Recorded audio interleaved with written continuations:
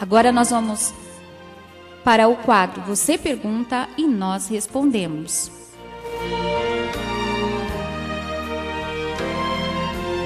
É correto ensinar que a morte física é um sono e a pessoa está num estado de inconsciência até o dia da ressurreição? Não. Nós temos uma palavra em Filipenses, capítulo 1, versículos 21 a 23, onde o apóstolo Paulo declara que viver é ter comunhão com Cristo e que morrer fisicamente era para ele lucro. Vou ler a passagem. Porque para mim o viver é Cristo e o morrer é ganho ou lucro. Mas se eu viver na carne me der fruto da minha obra, não sei então o que deva escolher. Mas de ambos os lados estou em aperto, tendo desejo de partir e estar com Cristo, porque isto é ainda muito melhor. Em outras palavras, ao morrer fisicamente não significa perder a comunhão com Cristo, mas na linguagem do apóstolo Paulo, é lucro, é ganho. O que significa que na morte física a pessoa entrará numa comunhão mais íntima com Cristo. E isto significa ganho, significa lucro. Se morrer fisicamente significa inconsciência, dormir na inconsciência, como ensinam alguns, qual é então o ganho, o lucro a que se refere Paulo? Paulo não está se referindo a uma ressurreição do corpo futura. Você poderá perguntar, como podemos ter certeza disso? É simples, porque em 2 Coríntios, capítulo 5, versículos 6 a 8, Paulo estabelece que para o cristão estar ausente do corpo equivale a estar presente com o Senhor. Quando o cristão morre fisicamente, sua natureza imaterial, que é a alma, passa imediatamente para estar presente com o Senhor Jesus em forma consciente. Vamos ler o texto referido.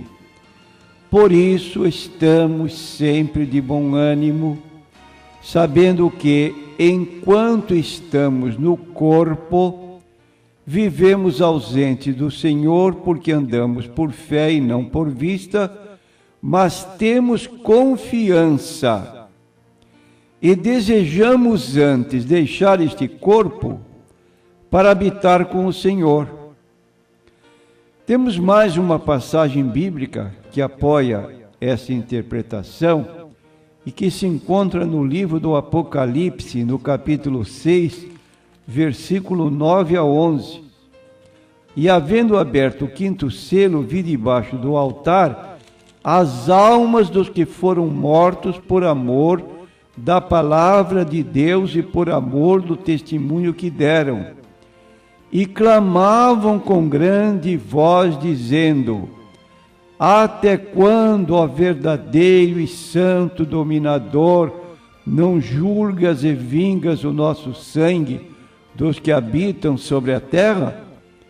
E foram dadas a cada um compridas vestes brancas, e foi-lhes dito que repousasse ainda um pouco de tempo, até que também se completasse o número de seus conservos e seus irmãos que haviam de ser mortos como eles foram. Repetindo, Apocalipse, capítulo 6, versículo 9 a 11. E por fim, a palavra esclarecedora de Jesus, segundo a qual a alma não dorme com o corpo na sepultura. O que a Bíblia declara é que o corpo dorme na sepultura. Mateus 27, 52. Muitos corpos de santos que dormiam foram ressuscitados. Então, a posição do corpo no caixão e da forma como ele é sepultado, indica uma parecência com a pessoa que está deitada, dormindo. E por fim, a palavra de Jesus mais ainda, em Mateus 10, 28, não temais os que matam o corpo e não podem matar a alma, temei antes aquele que pode fazer perecer no inferno a alma e o corpo. Esse ensino do sono da alma só se justifica para aqueles que não creem que a obra da redenção foi concluída na cruz. E ela foi concluída na cruz. Tanto foi concluída na cruz, que o apóstolo Paulo, escrevendo sua carta aos Colossenses, no capítulo 2, e no versículos 14 em diante, ele diz o seguinte: havendo riscado a cédula, riscado no passado, que era contra nós nas suas ordenanças, a qual de alguma maneira nos era contrária, e a tirou do meio de nós, cravando-a na cruz. E despojando os principados e potestades, os expôs publicamente e deles triunfou em si mesmo. Portanto, ninguém vos julgue pelo comer ou pelo beber, ou por causa dos dias de festa, ou da lua nova, ou dos sábados, que são sombra das coisas futuras, mas o corpo é de Cristo. Então, para os que creem que a obra de Cristo foi concluída na cruz, isto então revela que a pessoa pode ter certeza de que ao deixar este corpo, estará presente com o Senhor Jesus, ou como diz Paulo, para mim, o viver é Cristo e o morrer é lucro. Por quê? Porque vou estar com Cristo, e isto é ainda muito melhor. Não perderia a consciência da sua comunhão com Cristo que ele gozava aqui nesta terra. E Paulo diz mais: o qual Jesus, por nossos pecados, foi entregue e ressuscitou para a nossa justificação. Então é preciso que nós tenhamos essa consciência, porque estes dias recebemos em nossa igreja alguém que nos veio dizer que em certa igreja está sendo ensinado que o estado entre a morte e a ressurreição de corpo é um estado de inconsciência. Ora, isto não é verdade à luz da Bíblia Sagrada. Pastor, vão para o céu todas as pessoas boas? Em Atos 2:34 lemos: porque Davi não subiu aos céus, mas ele próprio diz o Senhor ao meu Senhor, assenta-te à minha direita. Isto não significa que Davi não ascendeu aos céus? Ser dito que nem todas as pessoas boas vão para os céus? É verdade que há pessoas que dizem dessa forma, que nem todas as pessoas boas vão para o céu. Nós queremos dizer que por pessoas boas aqui, são aquelas pessoas que não confiam nas suas obras, mas que confiam na suficiência de Jesus Cristo pela sua obra vicária, expiatória, realizada por nós no Calvário.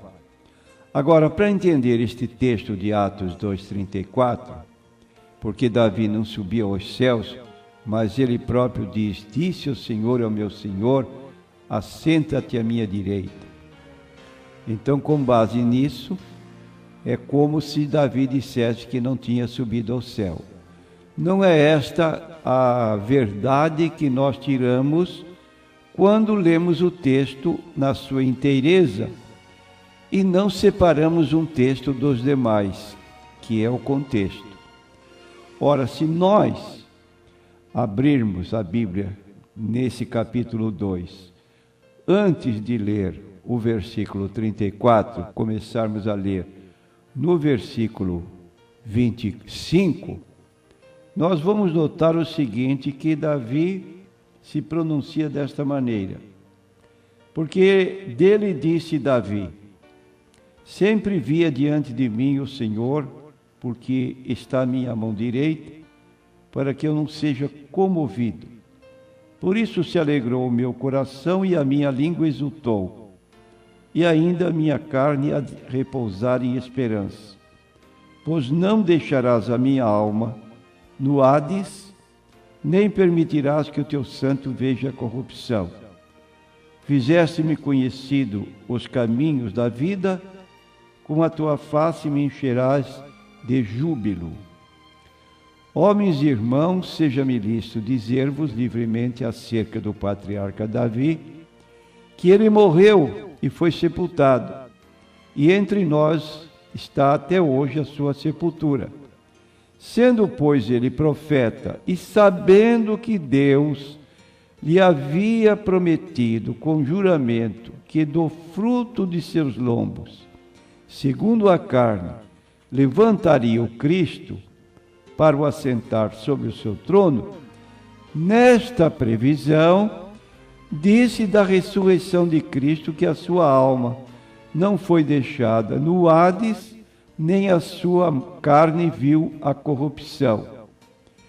Deus ressuscitou a este Jesus, do que todos nós somos testemunhas, de sorte que, exaltado pela destra de Deus, e tendo recebido do Pai a promessa do Espírito Santo, derramou isto que vós agora vedes e ouvis.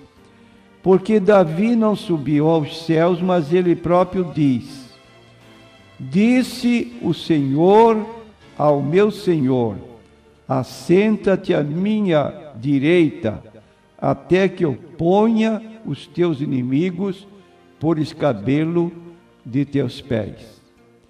Então, o texto de Atos 2:34 é uma palavra profética de Davi. Ele não diz, o texto de Atos, falado por Pedro, não diz textualmente que Davi não subiu ao céu, mas que ele mesmo disse: senta-te à minha direita, quando ele estava vivo aqui na terra, falando de Jesus. Quer dizer, ele não precisou subir ao céu para dizer estas palavras, porque ele profetizava ainda no próprio corpo vivo. E, portanto, então, não quer dizer com isto que Davi disse que não subiria ao céu. E o argumento de Pedro é claríssimo: Davi não subiu ao céu para poder saber esta profecia messiânica e escrevê-la por si mesmo quando declara: assenta-te à minha direita. Então Davi não subiu ao céu para conhecer isto enquanto estava na terra. Agora, se nós lermos outros salmos de Davi, qual era a perspectiva dele para o futuro? Céu ou não? Então, quem não conhece o Salmo 23? Que o Senhor é o meu pastor e nada me faltará. O que diz o versículo 6 do Salmo 23? Bondade, misericórdia certamente me seguirão todos os dias da minha vida, e habitarei na casa do Senhor para todo sempre. O verbo habitarei indica que desfrutava da vida e comunhão com Deus na terra.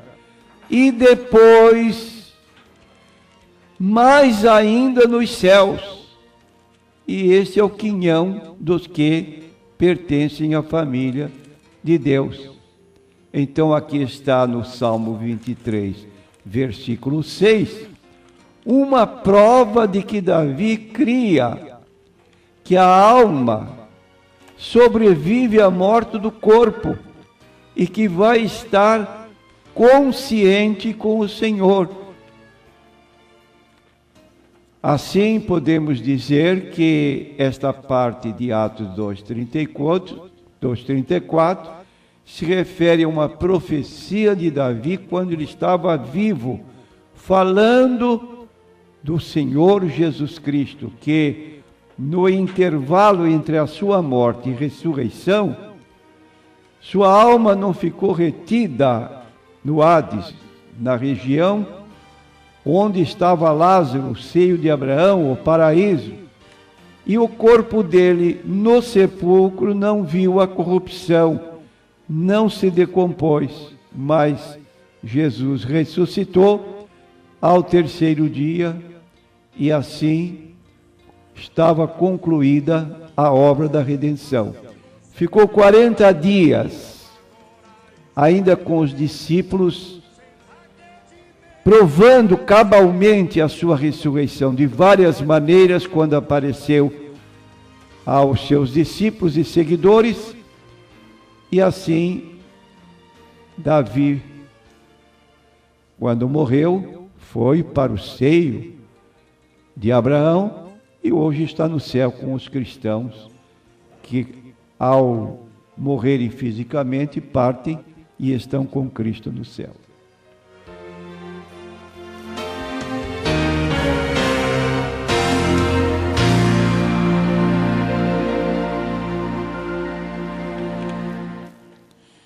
Pastor, qual é o propósito da vida? Propósito da vida, nós temos citado frequentemente, está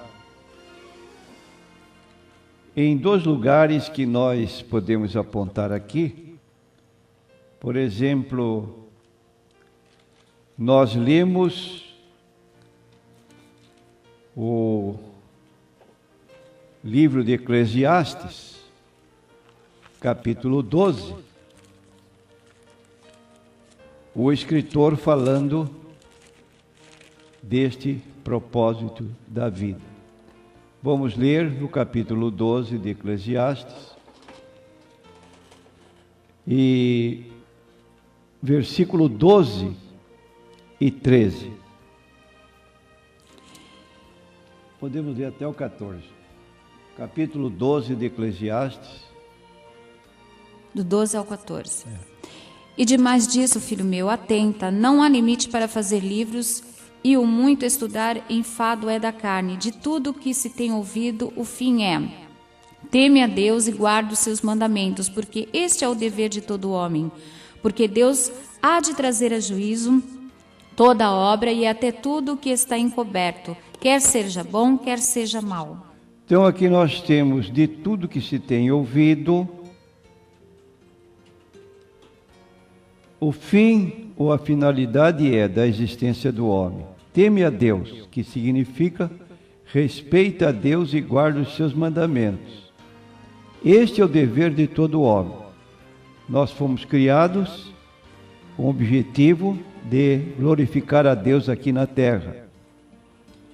Quando nos esquecemos deste objetivo, então é preciso que tenhamos consciência de que tudo que nós aqui fizermos, nós vamos dar contas no dia de juízo.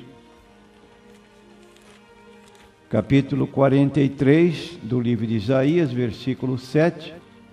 A todos os que são chamados pelo meu nome e os que criei para minha glória, os formei e também os fiz. Então, nós fomos criados à imagem e semelhança de Deus, para a sua glória, para o seu louvor. Quando fugimos deste propósito, a lembrança que o livro de Eclesiastes traz é que, por tudo que aqui fizermos na vida, um dia compareceremos perante o tribunal de Deus. porque Deus há de trazer a juízo toda a obra e até tudo que está encoberto, quer seja bom, quer seja mal. E para isso nós temos o dia de juízo, no capítulo 20 do Apocalipse, nos versículos 11 a 15, quando os livros serão abertos, os mortos ressuscitarão, e aquele cujo nome não estiver no livro da vida será lançado no lago de fogo, que é a segunda morte. Prezado ouvinte, procure viver dentro deste objetivo para o qual você foi criado.